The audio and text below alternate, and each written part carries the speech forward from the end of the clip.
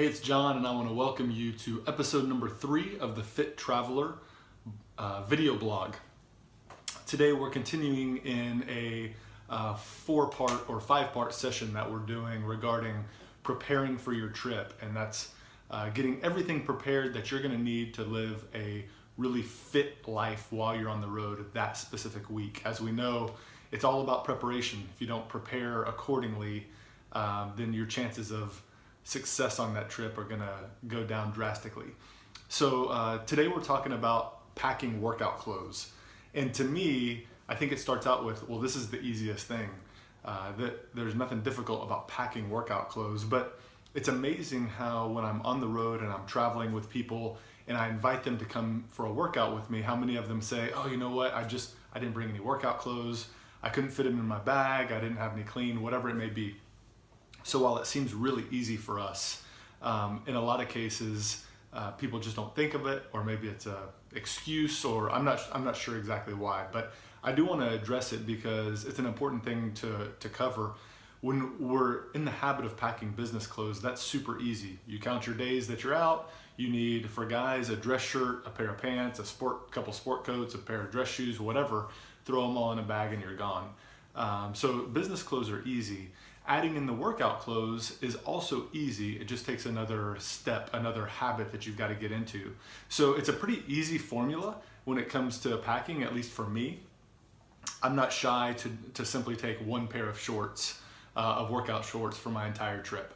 Yeah, I'm gonna wear the same shorts 3 days in a row for a workout. Maybe they get a little sweaty, maybe they don't. I'm not there, nobody's worried about me. Nobody there at the gym is keeping track with what I'm wearing, so I'm just not worried about it. So I'll take one pair of shorts for working out on the road.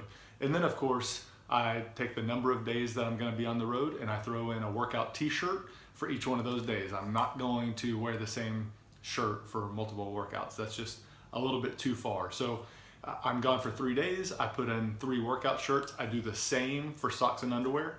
And it's that easy. There's nothing really difficult about that. It's just about getting into the habit and knowing that that's not an option. That's part of what you pack, just like everything else. It adds a lot of volume to your suitcase. It's important that we keep this in line with not wanting to check luggage now. We still want to carry on. So the trick to packing, I don't know why, but if you take a t-shirt like this and just say that this is a workout t-shirt and you stack them 3 high, that takes up quite a bit of volume in your suitcase. And so I can understand why, oh, my workout shirts didn't fit or whatever. So here's the trick, and I don't know why this is, I don't understand it, and maybe I'm not accurate and it's just a perception. But if you take this same shirt and you roll it up,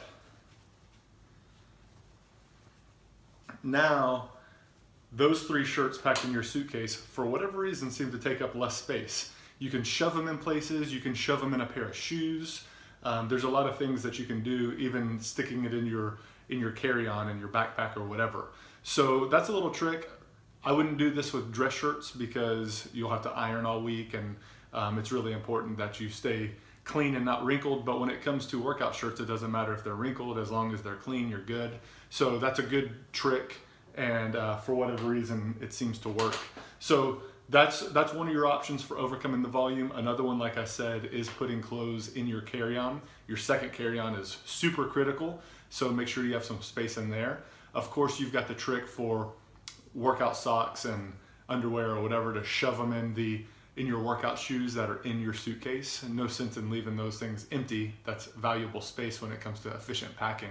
So roll your clothes, stick them in your shoes, use your second carry-on. That's all important when it comes to fitting your workout clothes into your normal luggage of adding to what you would normally take. So the second part is, what do you do with the dirty clothes before you come home? This can be a trick. Very, very easy to overcome, but you definitely don't want to shove sweaty, dirty workout clothes into your suitcase and mix them with maybe business clothes that you need to wear later in the week. It can totally put a funk throughout your suitcase, contaminate your clothes. You don't want that. So an easy trick that doesn't take any planning is almost every hotel has a plastic laundry bag hanging up in the closet. It's intended for you to put dirty clothes and ask the hotel to wash them for you. I get it, but I take these almost on every one of our trips, and they're welcome for us to take. It's not like it's stealing or anything, but I just use that plastic laundry bag, and it's pretty thick plastic. I put all my dirty workout clothes in there and cinch it up real tight and kind of roll it up and stick it in my suitcase. And that way, it seals it pretty well. I've never had a problem with it contaminating the suitcase or anything like that. It is important that when you get home, you take that plastic bag out pretty quick and get those things in the dirty clothes. Otherwise, you can create longer term problems for those clothes that you may end up having to throw away. So it's important you get those out of your suitcase as soon as possible. In the event that the hotel doesn't have one of these plastic bags, or maybe you're going and staying at a friend's house and whatever, I usually will have a couple of plastic grocery sacks in my bag just for that or for other reasons. So then it kind of serves the same purpose. It's not as thick a plastic, not as high as quality. Maybe if you've got 2 or 3, you can double them up. But now I've got a place I can shove all these, tie this thing up really tight, put it in my suitcase, and serves the same problem. So if you think about it, just put a couple of these inside your suitcase. That will just always be there in the event that you need them for that reason. So that's really it. Those are the tricks to packing workout clothes. And again, we want to eliminate a burden of taking workout clothes. We want to eliminate an excuse. We want to for people to realize how easy it is. It's an extra step that's super easy that can help you lead that healthy life when you're on the road. And I hope you'll continue to join us. In our next session, we'll be talking about workout shoes that you're packing. This is actually a lot harder. So be sure to tune in for that. After that, our next sessions after that, we'll talk about supplements that you want to take on the road and how to take those, how to pack them. And then of course, we're just going to address the luggage and suitcases and carry-ons in general, because that's a very important thing for business travelers. So follow us on Twitter, Instagram, and Facebook at Fit1440. Also subscribe to our YouTube channel, and you'll get all of these videos weekly. Thanks for joining us. I hope you'll come back and see us.